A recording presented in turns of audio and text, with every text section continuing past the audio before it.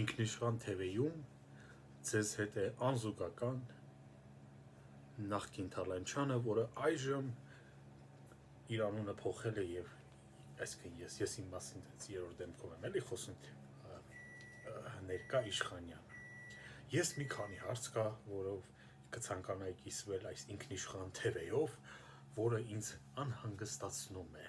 Առաջի հարցը դա մեր շատ սիրելի Տեր Արամն է, որը հիմա, եթե չեմ սխալվում, Ստեփան Ասատրյանն է նաև։ Ես առաջարկում եմ, որ այն պատարագները, որ լինում են ամեն կիրակի եւ մեր վարչապետը գնում է այնտեղ, ես առաջարկում եմ, որ Տեր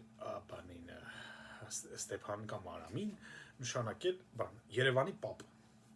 Ինչ պակաս է Երևանը, Հռոմից էլ հին է մի քանի տարի, թող Երևանն էլ ունենա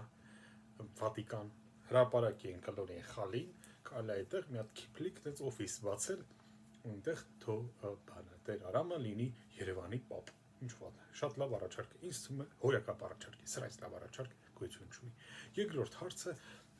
այդ զինվորական ծառայությունը, որը սարքել են նրանք տարի ու կես։ Ես առաջարկում եմ, որ զինվորական ծառայությունը սարքել ժամկես։